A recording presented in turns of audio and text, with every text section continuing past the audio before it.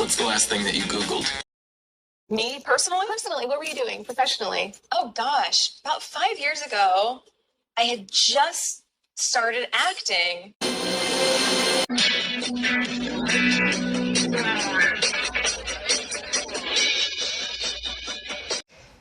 Good morning, look who's here. Siri. Siri. ¿Qué estás oyendo mi guata?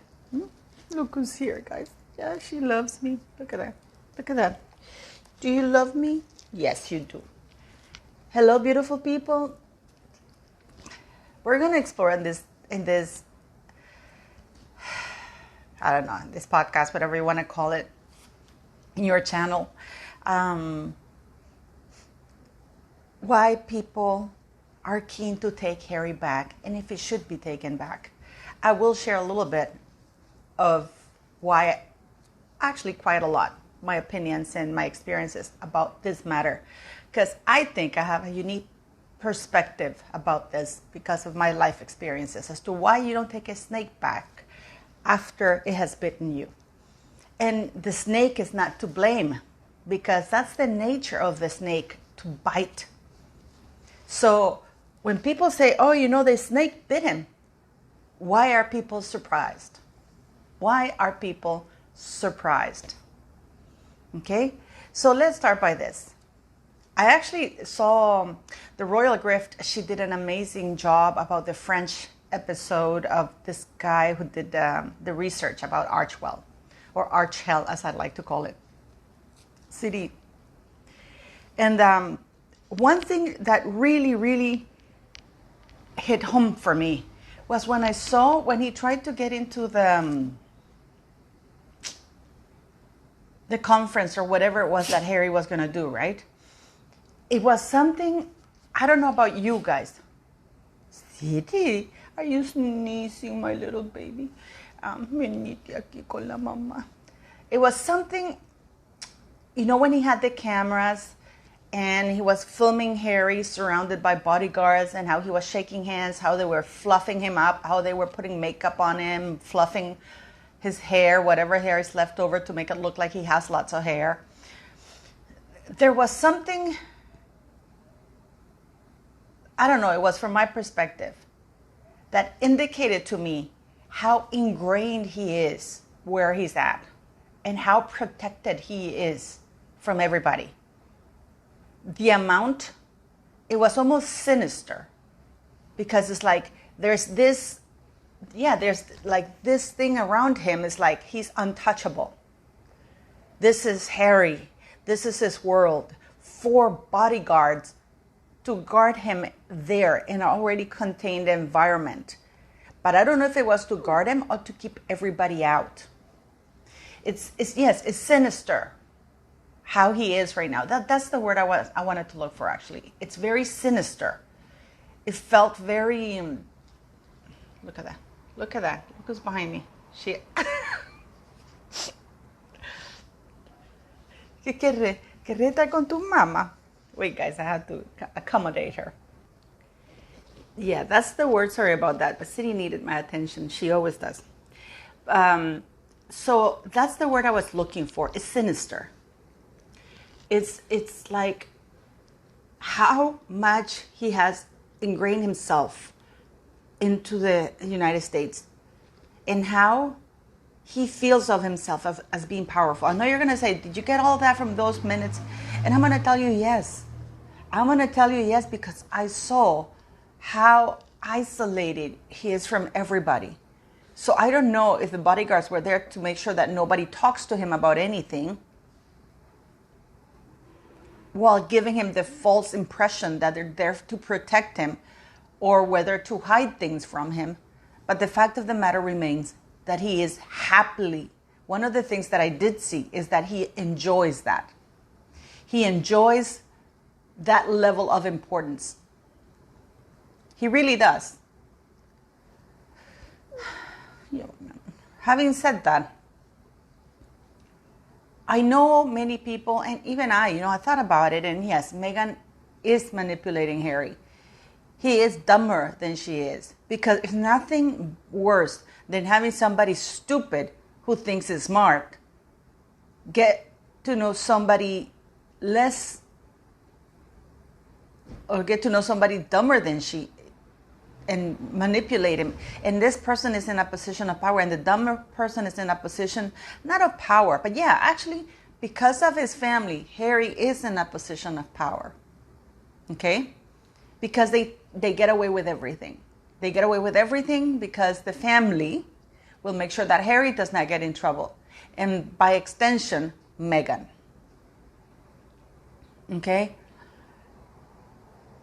Before I continue with this video, I got a comment. I actually did respond to this lady when she said, well, you know what? Quit bitching about it. Not bitching, she didn't say that, but it's like, quit talking about this, quit complaining about this. If it's okay with the royal family, then who are you to complain? And I responded that just because, the gist of it was that just because the royal family is willing to not only accept, but to cover for their fraud and even criminal actions, it does not make them okay. It does not, fraud, deceit cannot be the integral part of any institution that represents me. And for better or worse, Canada, it's still the monarchy, the head of state. The monarch is the head of state of Canada. So for me, a corrupt institution steeped in fraud, deceit, those cannot be the values of the monarchy and the royal family. But clearly they are, because they're willing to do anything to cover up for Harry and Meghan. That's where we are at right now. But just because they're willing to do that, it does not mean that it's okay. And it means, by extension, at least for me, that I have to speak out. I don't care very much for Meghan. I don't care what Meghan does. Her actions don't have any power in the sense of her actions alone. Her actions have power because she's not held accountable for them. That's where her power lies. That she's not held accountable for anything she does or says. And instead gets rewarded. Those titles were a reward that her kid got. Those were our rewards. Those were rewards to her behavior, to her actions. So how can this woman not continue behaving or acting this way if it's worked so well for her? So Harry is in the same boat. So many people, I started thinking, oh, I'm so happy Harry's coming on his own. She's not coming. I see so many YouTubers, she's not coming. Yay. Harry's home. Harry's coming home. At least it won't be the Meghan show, but it will be the Harry show. And Harry is as much of a snake, if not worse, because Harry is British. So why aren't these other YouTubers, these other channels saying that, we're going to get together and we're going to boo his ass to let him know that he's not welcomed here? And I ask you, if Harry were to come tomorrow and ask for your forgiveness and say, I'm so sorry, I didn't know what I was doing, would you let him in? With welcome open arms? At the start of this video, I told you that it's a snake's nature to bite. And I think a long time ago, I don't know if you've been following me for quite some time, you remember I did this video. And I gave the excuse, this narrative, this story I heard once, that this lady had a pet snake, right? And basically from the time that the snake was a baby. And then when the snake got to a certain size, the snake would sleep right next to its owner, but like along the lines, and it wasn't eating. The snake wasn't eating, but the snake would lie right next to, vertically, all the length. And it went on for days and days that the snake was not eating, but was sleeping right next to the owner, like vertically, almost like a measuring tape, And the owner was concerned because his snake was not eating. So the owner took the snake to the vet and started explaining to the vet what was happening. And then the vet went along and said, you know what?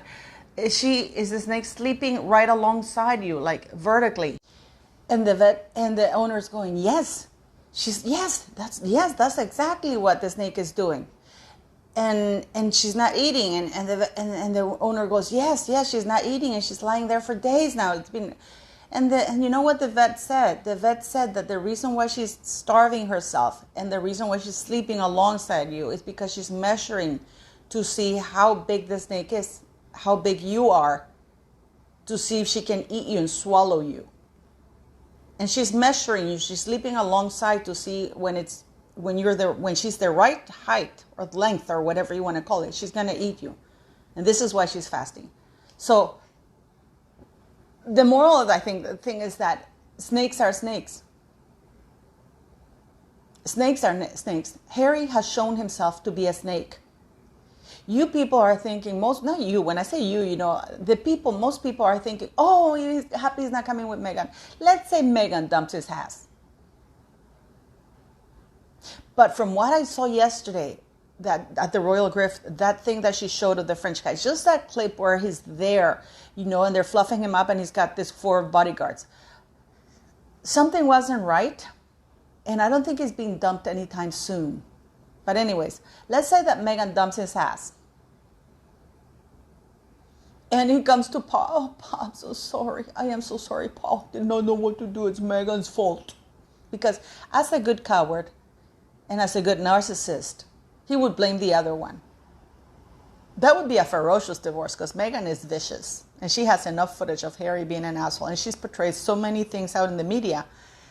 Because, he's the one who's come out that he didn't look out for her when she was suicidal, that he didn't stick up for her, that he didn't teach her the ropes, that now he's claiming that his family was not racist, that he didn't protect her. So it's not going to be a pretty ride for Harry, let me tell you that. But let's say he comes back.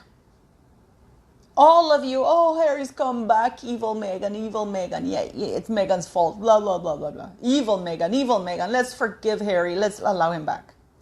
Should you be chewing your fingernails, hoping that the next woman he marries is not as bad as Meghan?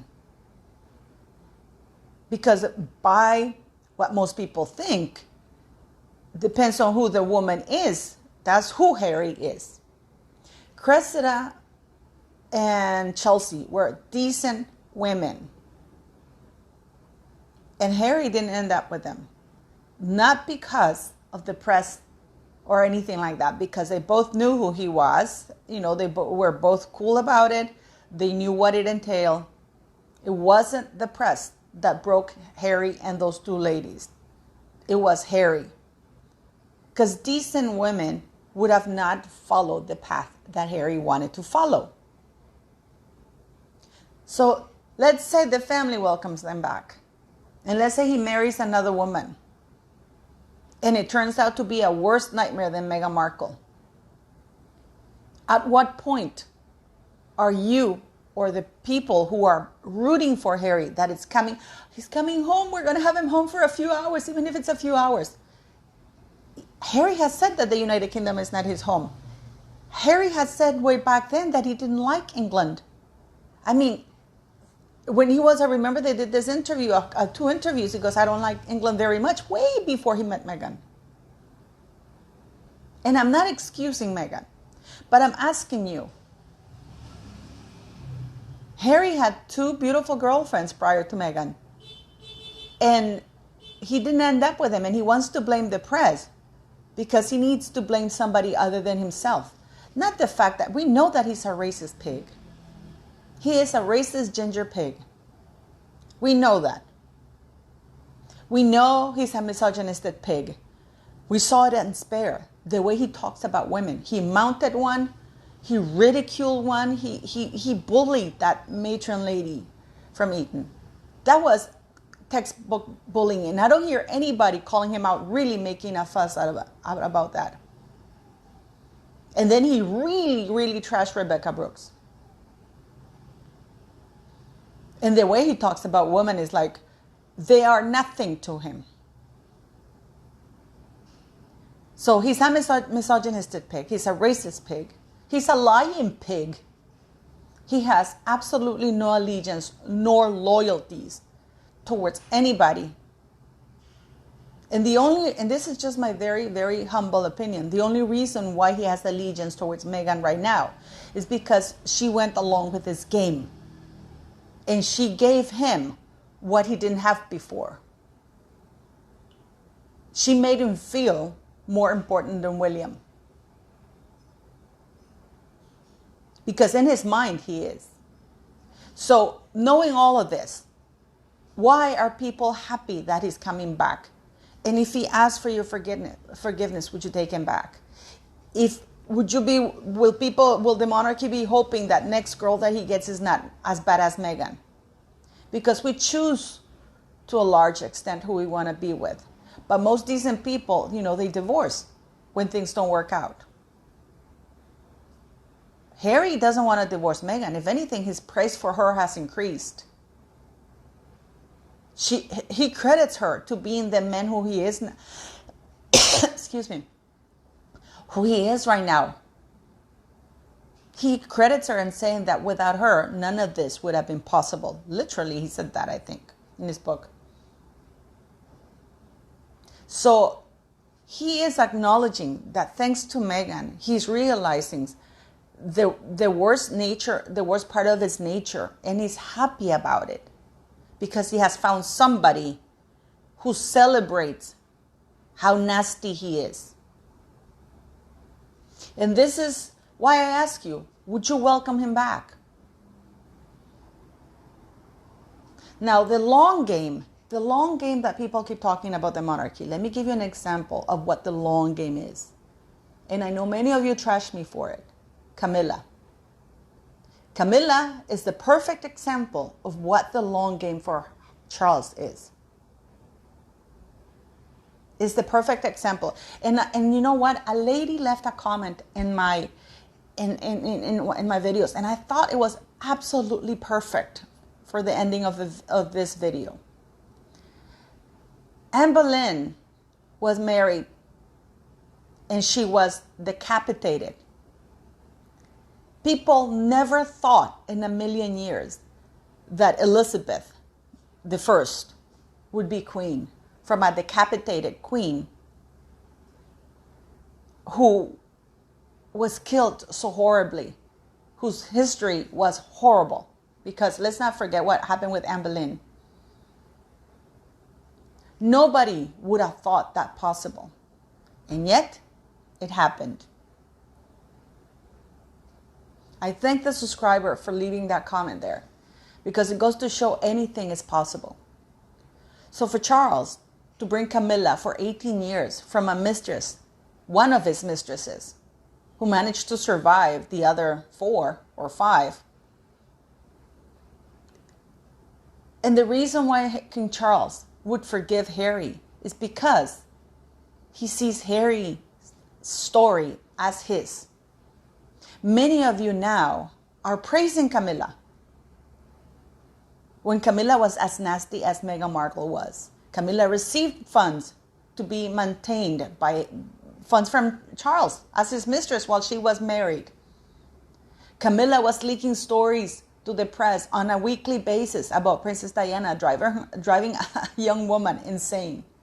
So for people to come into my channel and say, oh, let's forget about that. Camilla's a great asset. She's done an exemplary job. Really? People are normalizing, or not only have normalized, but have aggrandized that behavior as that it was okay for a married woman to continue having an affair and to help choose a young bride to basically trash her, torture her in a way mentally and emotionally while she was pregnant with Prince William. To start spreading stories about this young lady. If it was the internet, Camilla would not be able to behave the way she did back then now. So would Charles welcome Harry? Yes. And why, people, you asking me, why didn't the Queen do anything about Harry? Because she had seen that behavior with Charles. And the problem with the Queen is that she was not strong enough to say to Charles, it's either or. And we're seeing this behavior now with Harry, because he was never told either or. He's still riding the ambivalent, the sitting on the fence wave. and taking advantage of every minute of it. So please let me know what you think. Please tell me, do you think that Harry should be welcomed at all? Why are people rejoicing that Harry's going to be home when Harry has said that the United Kingdom is not his home? He hates the United Kingdom.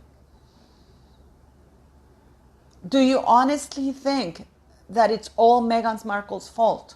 Or do you think that Meghan Markle was in a way a vehicle for him?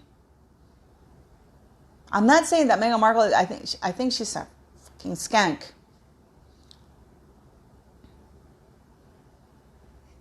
But what do you think? Do you think he should be forgiven? Or do you think that once he's back in, he will do it again? There's a saying, once a traitor, always a traitor. And if Anne Boleyn's daughter, who was decapitated in disgrace, could become Queen of England, what about Harry's children?